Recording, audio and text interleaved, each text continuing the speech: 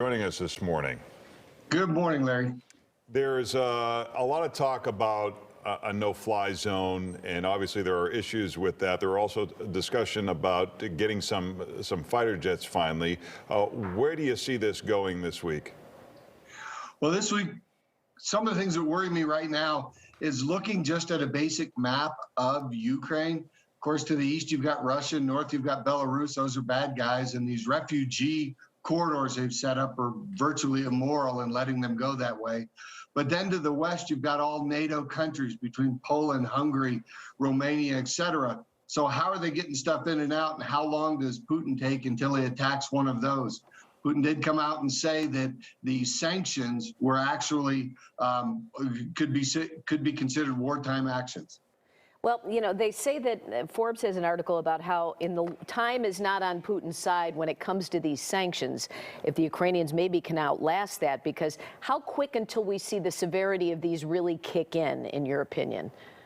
Robin, thanks so much. Great question. The thing that worries me there is the alliance with China. Do the two of them, China and Russia, have enough economy to hold each other up? I really don't know. I'm not an economist, but if China can hold Russia up, then the sanctions are going to take much longer. And I actually believe if we can continue to get food and weapons into Ukraine, the Ukrainians will continue to fight.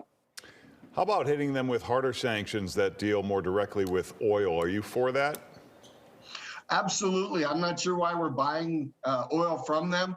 And I think we should understand here what it means to be energy independent. If we're going to be a leader in the world, especially a democratic leader, then I think having that independence so we can make free and independent decisions and we're not basing it on other folks or trying to get other folks to help us out, I think that would put us in a lot stronger position.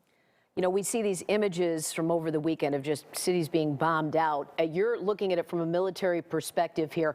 Are the Ukrainians holding on to some really key areas, and are they doing well in areas we're not seeing? Give us a perspective on the whole country.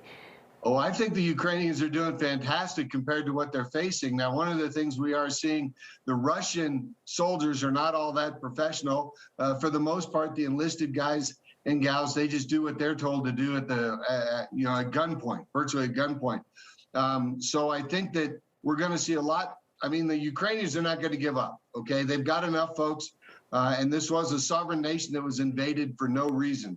So I think we have a long-term possibility here with the fighting to continue. And with the reports of Syrians being recruited by Russia to engage in urban warfare and being paid, how do you think that'll play out? Probably not good. Anytime you bring in the mercenaries, now you're starting getting the war of ideals. Of course, we've been fighting a war of ideals with the war on terrorism, but this is a nation-state war with Russia against Ukraine. Lieutenant Colonel Jack Amberg, we appreciate you joining us this morning. Thank you. Thanks so much for having me. Thank you. Hey, Morgan, check it.